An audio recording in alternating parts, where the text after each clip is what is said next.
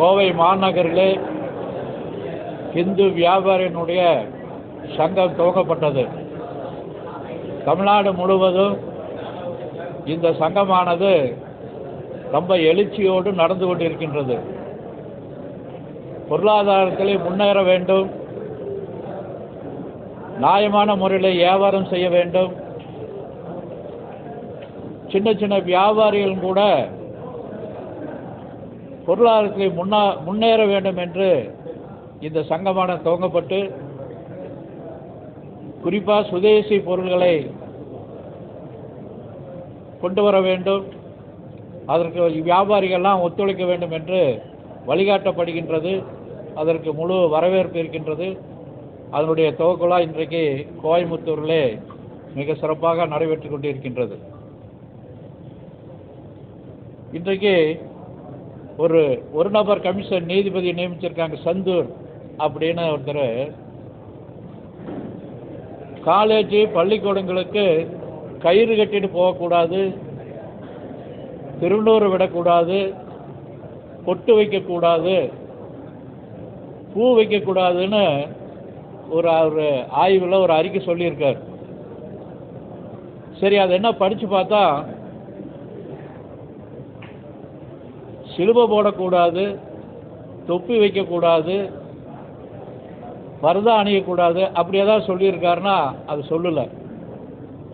ஏன்னா அவருடைய பின்னாடி பார்த்தா அவர் ஒரு நக்சலைட், கம்யூனிஸ்டினுடைய சிந்தனை உள்ளவர்.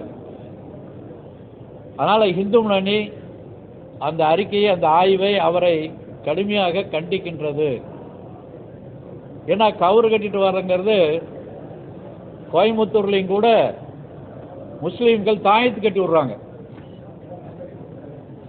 பல்வேறு கோயிலில் குழந்தைக்கு உடம்பு சரியில்லைன்னா போய் கயிறு கட்டிட்டு வர்றாங்க. பெரியவங்களுக்கு மனநிலை சரியில்லை அப்படின்னா கோயிலில் போய் கயிறு கட்டிட்டு வர்றாங்க. இது பல ஆண்டுகளாக வழக்கத்தில் இருக்கக்கூடியது. இதை இந்துக்கள் மத்தியில் இந்துக்களுடைய மனதை புண்படுத்தக்கூடிய நோக்கமாக அவருடைய அறிக்கை இருக்கின்றது. அதை இந்து முன்னணி வன்மையாக கண்டிக்கின்றது. நாம் பல தடவை செய்தியாளர் சந்திப்பிலும் சரி, பப்ளிக் மீட்டிங்கிலும் சரி, போதைப் பொருள் அதிகமாக புழங்கிட்டு இருக்குது, ஒவ்வொரு ஆண்டும் அதிகமாகிட்டு இருக்குது, பல லட்சக்கணக்கான கோடிக்கணக்கில் இந்த போதைப் பொருள் விற்பனை ஆகிக் கொண்டிருக்கின்றது என்று தொடர்ந்து சொல்லிக் கொண்டிருக்கின்றோம். உளவுத்துறை எச்சரிக்கையாக இருக்க வேண்டும் என்று சொல்லிக் கொண்டிருக்கின்றோம்.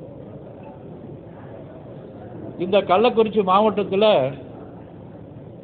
கள்ளச்சாராயம், அங்கே இருக்க மக்கள்லாம் சொல்கிறாங்க, இது பல வருஷமாக நடந்து கொண்டிருக்கின்றது, நீதிமன்றத்துக்கு அருகிலே இருக்கின்றது, போலீஸ் நிலையத்துக்கு பக்கத்திலே நடந்து கொண்டிருக்கின்றது.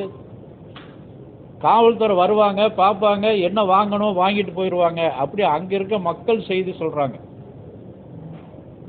நம்ம தொடர்ந்து சொல்லிட்டு இருக்கோம். இந்த அரசியல் கட்சியை சேர்ந்தவங்க கூட டாஸ்மார்க்கை ஒழிக்க வேண்டும், தமிழ்நாட்டில் விதவைகள்லாம் நிறையா உருவாகிட்டு இருக்காங்கன்னா அவங்களே பேட்டி சொல்கிறாங்க. ஆனால் ஆட்சிக்கு வந்த பிறகு அதையெல்லாம் காற்றுல பறக்க விட்டுட்டாங்க.